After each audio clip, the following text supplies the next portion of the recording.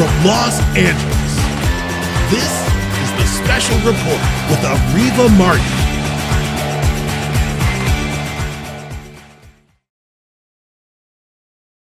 So these are 14 medical breakthroughs that you are expecting to happen over the next decade. But clearly you wrote this book today rather than waiting 10 years from now. It's because there are some things that we can start doing today to get our body rebooted. Tell us, one or two things that we can do. One of these is this simple thing, creatine. It's a muscle builder for people 15 to 30. Football players use it in the NFL. So it builds muscle. But guess what? It was tried in 80-year-olds who they didn't want to have frailty. And just taking this in coffee or tea not only improved their muscle strength so they didn't get frailty, but they were looking at side effects in the brain, and they said, guess what? It improves brain functioning too in the randomized controlled trials.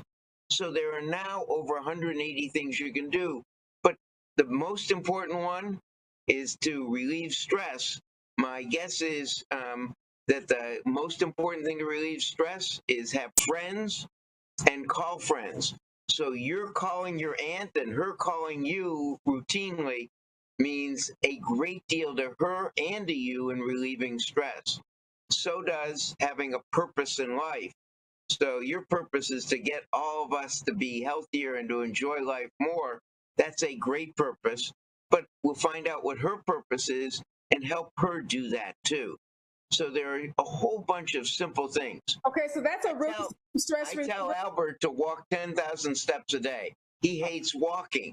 So instead of that, he plays ping pong or he plays with his grandkids on the floor, and you get step equivalents for that 10,000, 100 step equivalents a minute for both of those. And he gets his 10,000 doing things he enjoys doing. So I know, let me ask you, Dr. Roizen, people that walk, 3 miles a day, that's not quite 10,000 steps. You probably got to do close to 5 miles to get to 10,000. Is that correct? That's correct. But again, as Albert says, you get step equivalents. Okay. So even gardening, cooking, taking out the garbage, vacuuming, everything you do gives you step equivalents. We've got them in the app and in the book. The name of the game is what you're saying, Dr. Roizen, is you got to keep your body moving, right? You got to be moving. That's one of the most important things. And we used to think it was just because it improved your heart and blood vessels to get more blood to the brain, important. But it actually turns on a gene. You get to control your genes. So instead of having 300,000 genes when the Human Genome Project started, they expected to find 300,000 genes, but they only found 22,500. What's the rest of the DNA in your nucleus? They initially called it junk DNA. But after 8 years, they found out it was actually switches that control your genes. All genes are as protein factories, and whether they're on or not are under your control to a large degree. And you're saying we move, we turn on those genes that were previously thought to be junk genes? Well, the junk is the switches. So we change the switches to on from off. And that switch, one of the switches when you stress a muscle, turns on a gene that makes a small protein. You don't have to know the name, but it's called Roizen. Roizen goes to the brain and increases your memory center in the brain. It's the only organ that really matters because it keeps you functioning and it keeps your memory intact.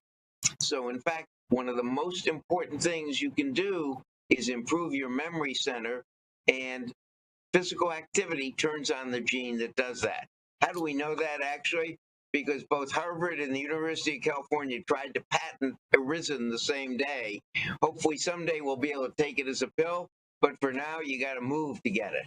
Yeah, I know a lot of folks like to say sitting is the new smoking, and that sitting around and being inactive is just as harmful to people as smoking. Let's talk about eating for a minute. I know that in the book and in the app, you talk a lot about nutrition. You were quoted as saying food is a relationship that we have, and we should only eat food that we love and that loves us back. So what are those foods that are likely to love us back? Well, food is the relationship. You wouldn't marry someone who is trying to kill you every day. You shouldn't eat food that's trying to kill you every day. So you may love French fries, but it's trying to kill you. Bad relationship. On the other hand, avocado, salmon, if you will, greens are all things that are trying to make you live longer and younger. So those are good foods. Only 5 foods age you. Simple sugars, added syrups, and simple carbohydrates. White bread, one of the worst things. Those 3 foods increase your blood sugar, which cause inflammation, which increase your risk of heart disease, stroke, memory loss, impotence, wrinkles, and cancer. Okay. And the other two foods are red meat and processed red meat and egg yolks. Those actually change the bacteria's DNA. They change the switches in the bacteria inside you to produce an inflammatory protein that you absorb. So All the those reason people that like omelets, let me stop you. All those people that like omelets should start eating egg white omelets. that's exactly right. Okay. So that's a perfect food, egg white omelets, because you get plenty of vegetables and you get egg whites, which are healthy. So that's a great choice. You want to avoid egg yolks and red meat and processed red meats. And then you said simple syrups and sugar products, right? And white bread. It's so funny. I was just home again in St. Louis, and I was telling a friend that I grew up in St. Louis, everything was white bread. Everybody. And I don't know what they do. They go into poor communities around the country and they push Wonder Bread. They push this white bread. So kids in poor neighborhoods grow up kind of addicted to white bread, and it's horrible for you. So that's right. And you know, one of the interesting things, so I called Smucker's one day and I said, can you make kids' meals with whole grain bread? And they replied to me, we would do that if any school asked for it. But no school asked for whole grain bread. They're asking for white bread.